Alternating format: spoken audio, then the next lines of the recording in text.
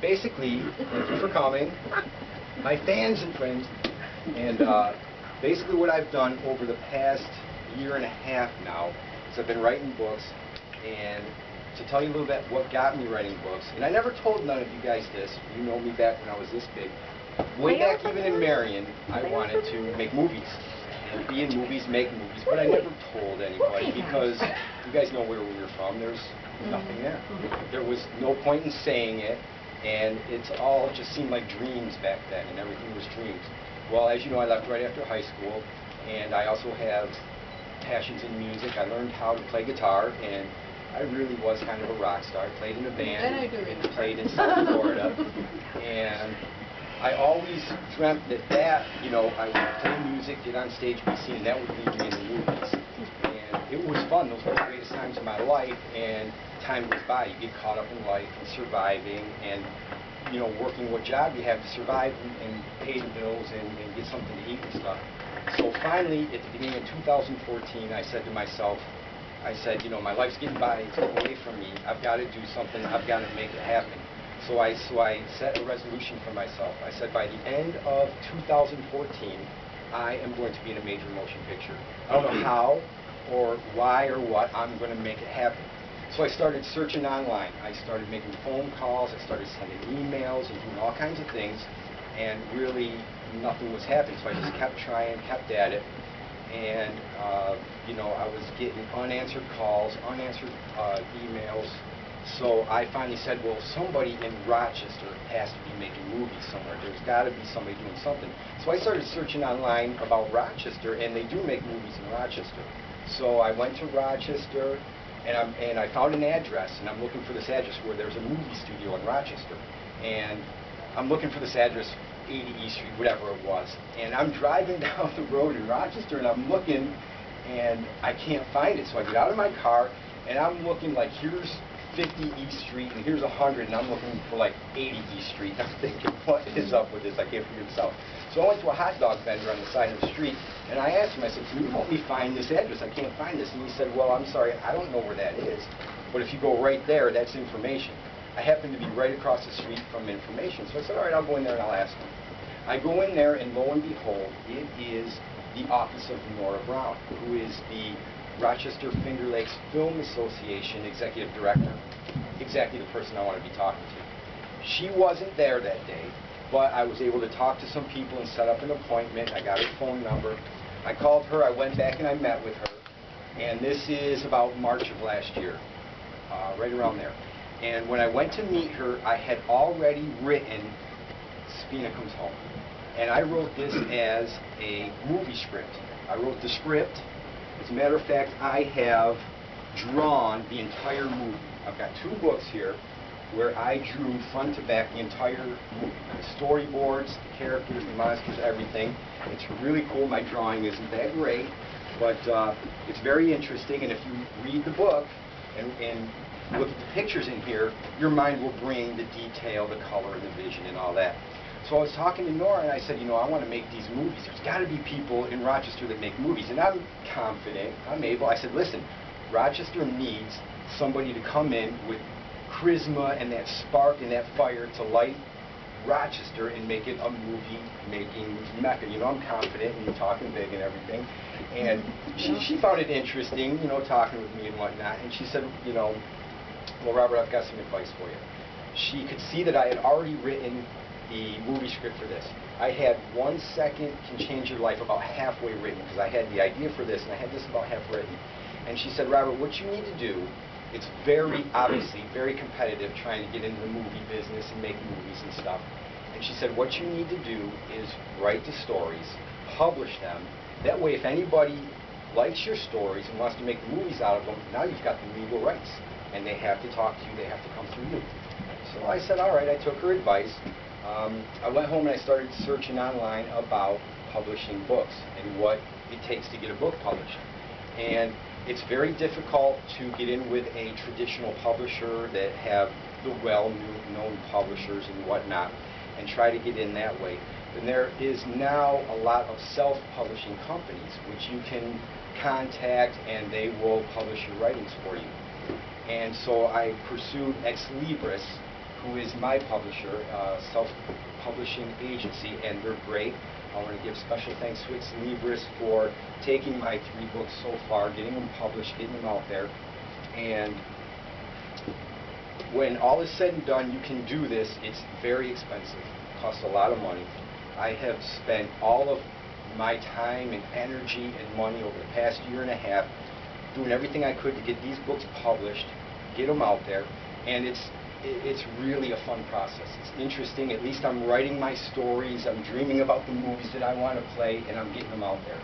And I have a website, robertspinabooks.com. You can check that out. I'm on Barnes & Noble, I'm on Amazon, I'm all over the internet. And what a self-publishing company does, they don't change your writings. They don't take it and critique it, say you should do this, you should do that. They take your writing and they proofread it, yes, to make sure it meets their standards.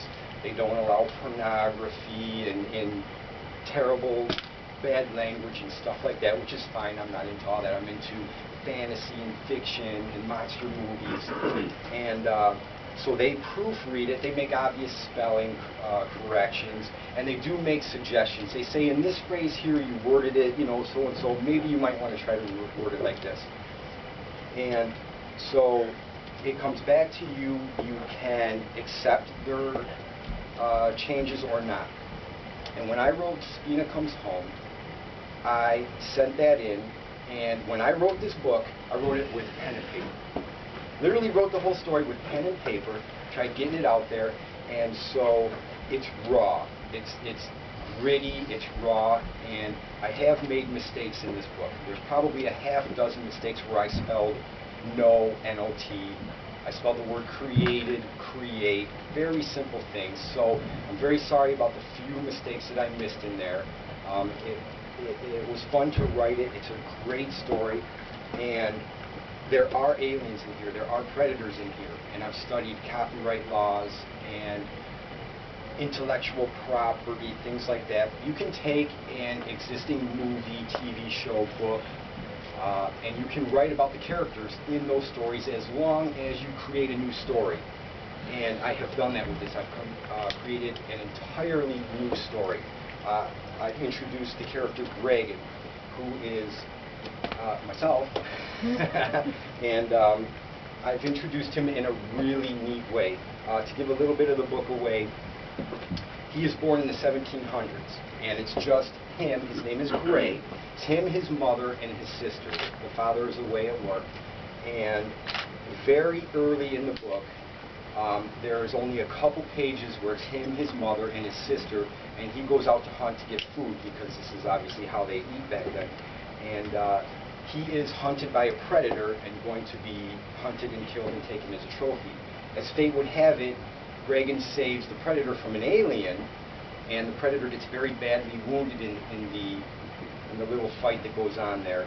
And he, now since he's wounded, he can't hunt the worlds for different monsters and things, so he has the right to name a successor to his position, and he names Gray, the human, his successor.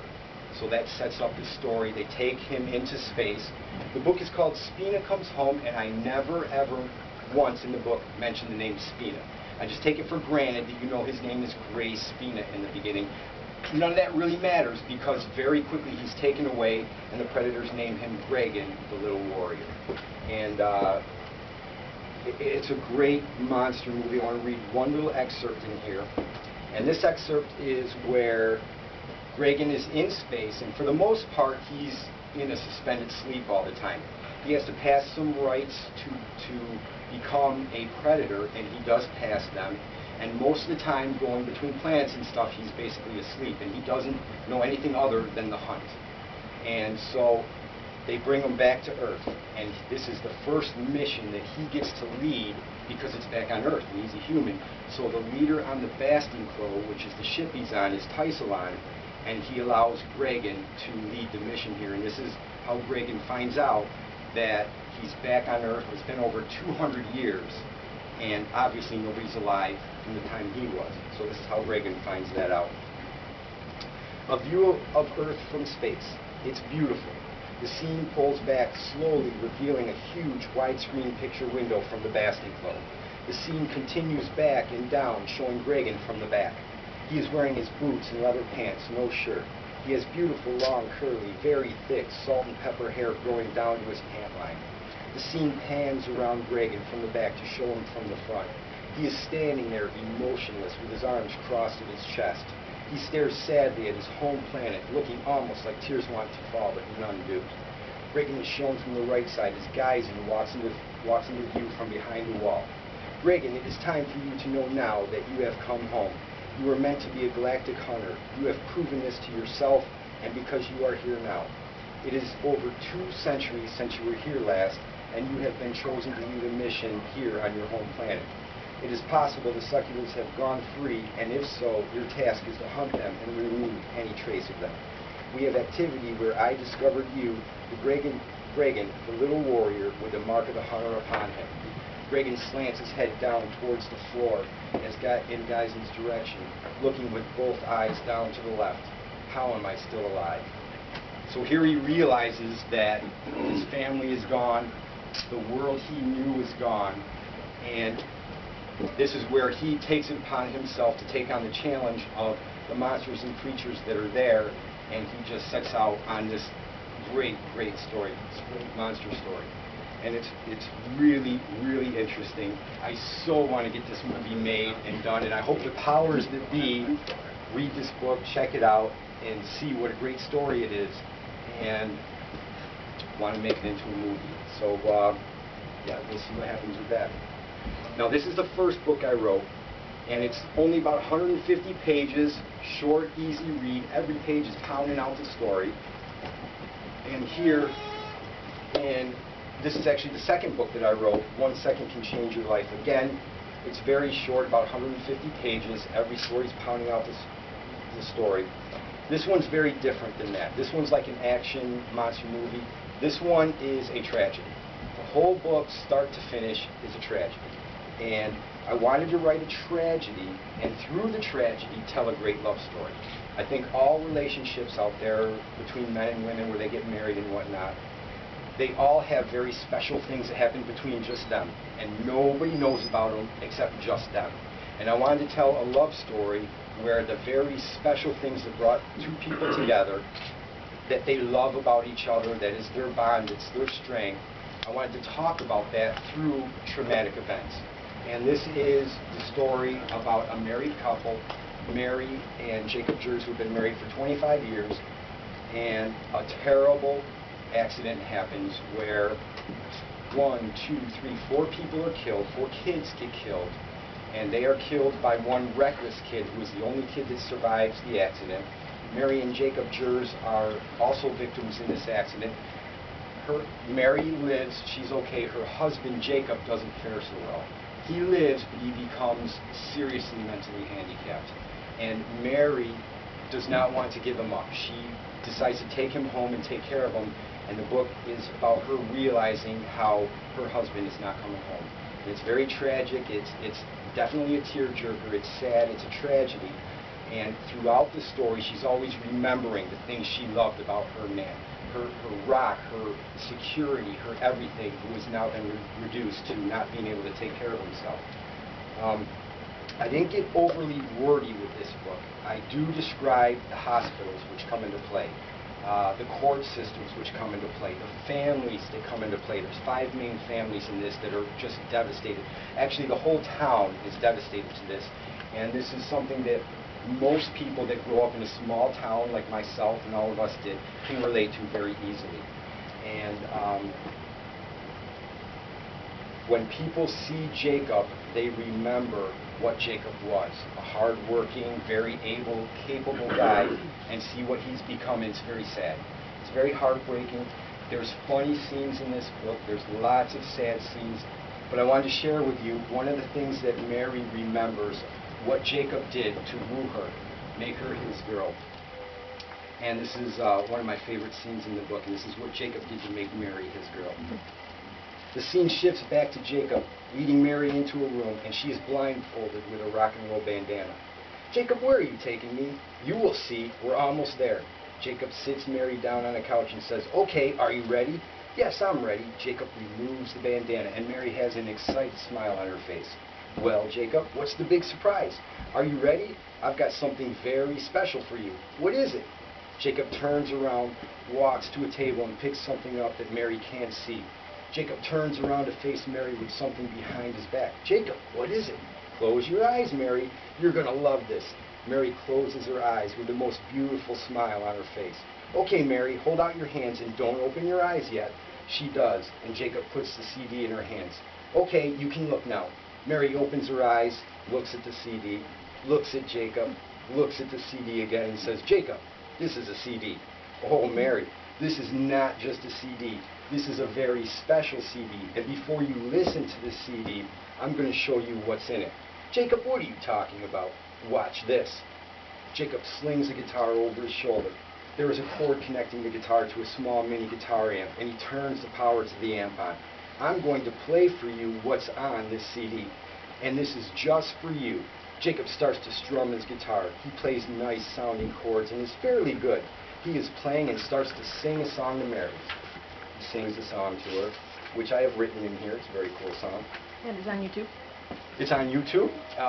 If anybody wants to get a good laugh, goofing around with my guitar, go to YouTube and look up Because You're My Baby Girl. I've actually sang the song that Jacob sang to her. And for anybody that's interested, I didn't play guitar for 15 years. I went out and I got a guitar, and within 2 days I wrote that song. So I was very impressed to see that I could still play. I never ever was a singer, but it was fun. I got it out there, I played. There also was another version later in this book where Mary and Jacob only have one fight in their entire life. And it's a fight that devastates Jacob, and he's devastated. And I write a song called When I Get Back. So if you go to YouTube and want to see another song I wrote, it's called When I Get Back on YouTube. And that describes a little bit about Jacob, what he was feeling after that fight. But this excerpt's almost done. He sings a song to her. Jacob serenades Mary and blows her away.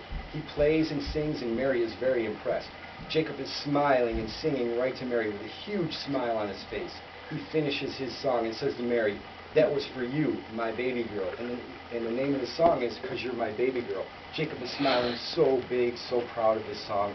And it goes on to tell about what Jacob does to make the moves on Mary. And Mary is loving it. She is loving it. She's loving his affection, his attention, his slow approach to physical contact. And when he gets close to her, she purposely rejects him because she wants to see how he handles her rejection. But Jacob's too smooth. He's too swift, he's too debonair, and she can only resist so long. And it's a great scene. It's a great scene. There's lots of scenes in the book like that. This is a great love story. You're going to be crying because ultimately it's a tragedy. Don't be prepared for a happy ending because there's not. I'm not going to give it away, but I wanted to write a tragedy event for people that do have tragedy in their lives. They can always pick up this book and say, you know what, other people go through tough times too. And it is a tragedy, and there's a great love story told throughout this book. Great, great little book. Now, I've written these two books, short, 150 pages, easy reads, pounding the story out. Now comes Vague and Rage. Vague and Rage, I've written over the past 6 months, just got it published about a month ago, and I really start to expand my writing style with this book. And I'm so proud of this book, so proud. There's so much going on in this book. All kinds of characters, monsters, dragons, different races. There's 3 different worlds, Strabalster, Fargloin, Croton. There's actually a 4th world in this book called Werleria. And the way Werleria comes about is so cool. It is actually a replica of Croton, where all the life on Croton is put on Werleria and it's put in a bottle. How can that happen, you say? Read the book. Read the book. And that's just the tip of the iceberg. Just the tip of the iceberg. Vague and Rage is nothing more than a name. Vague and Rage is the name of Robert Spina, which is who he becomes in this book. I know people are checking this book out and reading it because I'm already getting reviews on this online on my author's page. And I'm not getting good reviews, and I think that comes with the territory. I fully expect that. And basically what they're saying about my book that they don't like is that it's written in the present tense. I have written this in the present tense, as all my books are written in the present tense, and I do that on purpose.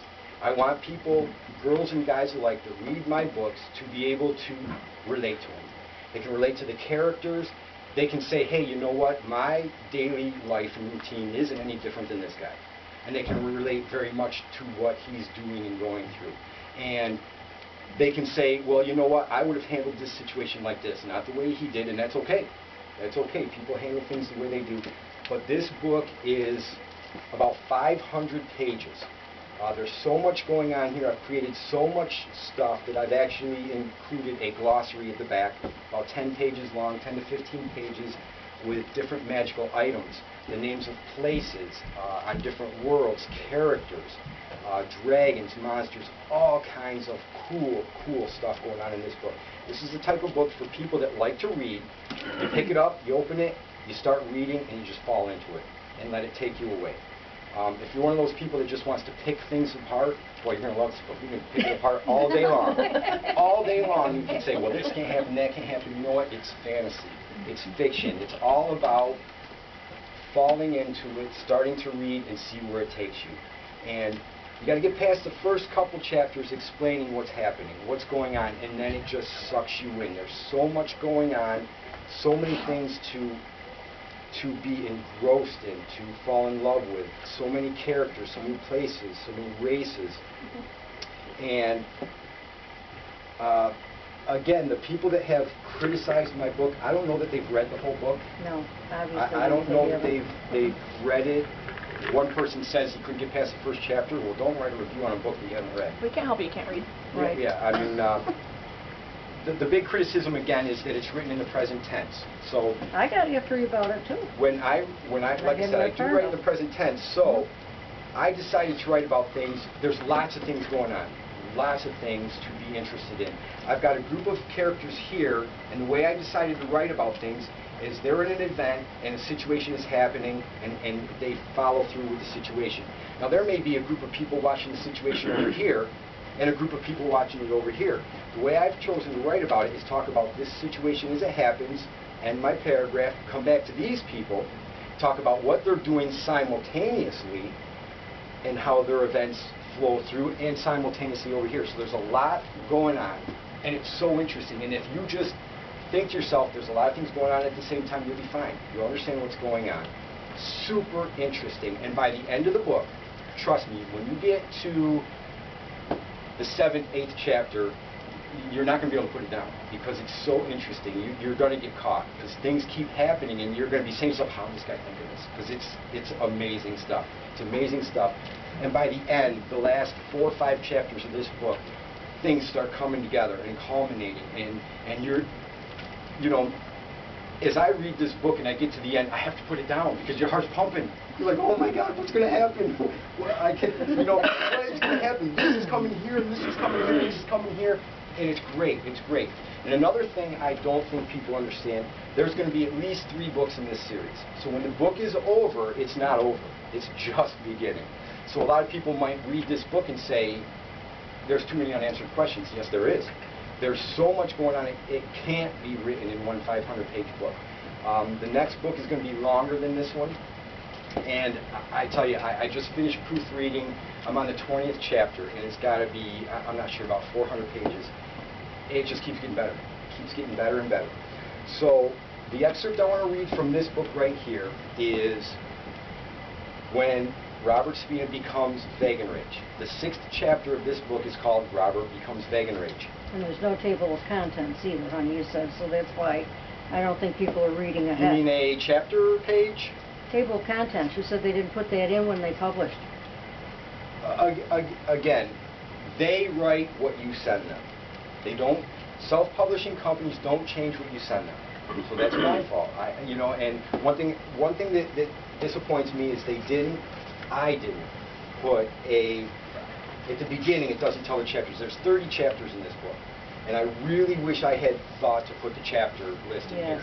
So you're going to have to kind of read through it and see the chapters as they come in. And, you know, I'll make sure I get that in the second one. Because the chapters are it's really cool to see them in the beginning. But the 6th chapter is called Robert Becomes Vaganrage. Very early in the book, right from the get-go, I'm just a normal guy just like all of us, goes to work. and a demanding presence comes in and sits down. He's a magic user, and he's got his cloak and his staff and all this crazy things.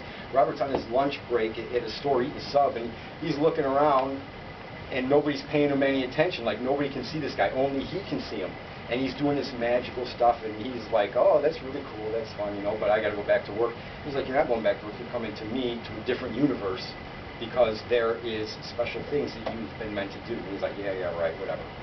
And when faced with the option of going, he says, man, I can go back to work, or I can go let's go. And he doesn't think twice, and he goes, and voila, he's in a different universe. And he's like, oh, it's for real, you know what I mean? So it's really interesting. And he realizes that he can use magic. And the guy that brought him to the different world, his name is Logan Trance. Logan Trance is like his master, his teacher. And Robert really surprises Logan Trance when he gets there by telling him, listen, you're supposed to be a magic user, this and that and the other. And Robert starts throwing lightning bolts and magic missiles and fireballs without saying anything. And Logan Trance is blown away, and he's like, uh-oh, this guy's more powerful than even I thought he was. And it explains in the beginning how Robert was taken there. Later in the book, I think they explain how they knew about Robert and brought him there. And so Robert, right early on, says, I am Vegan Rage, I'm this, that, and the other, I'm Master Mage. And Logan Trance says, slow down, man, you have got no magical items, you haven't read all your books here, you don't know magic. And he says, you've got to do some things. Prove that you deserve this name. Prove that you can use magic and do this, and so and so. So, a little later in the book, he goes on a quest, his first quest. And he has to hunt down a man named Xanarax, who is a warlock, who can summon demons. And he has to hunt Xanarax down to get the Staff of Barrier Breath from him so that he can face Blessthal, which is a black dragon. And with the Staff of Barrier Breath, he can evade his breath attack and pluck a scale from Blessthal. And he has to pluck a scale because a black dragon is immune to charm spells. And he has to face Allura Delani, who charms any man that sees her. And with a scale from Blessthal, he can face her and get some very powerful magical items that he needs from her. One being a Cloak of Concealment, and one being Beheaded, the very first bag of holding. So Robert is out hunting for Xanarax. Xanarax has summoned 4 demons to take care of Robert, and Xanarax plans on stealing Robert's life force and his secrets, which, as you read the book, you find out what those secrets are that Xanarax wants for him. Robert, of course, is very powerful. He kills 2 of the demons. He kills Smago and Groglagoya in fantastic fashion. And the other 2 demons come out of nowhere, and they subdue Robert, slam him to the ground, and Xanarax has an amazing adaptation that was given to him by his demon master Praktu. He's been given a life stealer, which is a part of his body, and it grows from him, and he tries sticking it into Robert and stealing his life force. And I want to read to you the part how Robert becomes Vegan Rage. Robert looks down at the demons with a crying face. Where there are demons, there are angels. I call upon you for assistance.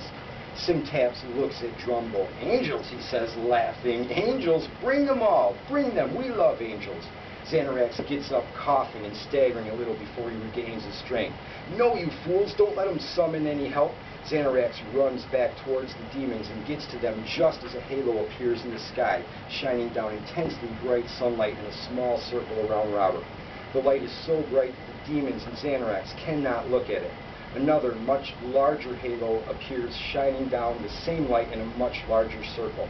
This light does not hurt the demons, but it blinds them, and they cannot touch it without causing their flesh to disintegrate. Xanarax covers his eyes with his arms to block the intense light from hurting his eyes. A bright light surrounds Robert, but he can withstand it, and looks to his right arm as it heals. His crushed legs begin to form to their natural state, and his left arm attaches back into place. A beautiful angel gently floats to the ground and kneels by Robert. Vegan Rage, I am here. I am Farabeth, your guardian angel. I have come because I love you. I have always loved you. I have waited your whole life for you to call upon me, and finally you have. So Robert's guardian angel comes down. Her name is Farabeth, and right from the get-go she calls him Vegan Rage. And the scene goes on, how his guardian angel has come to save him, and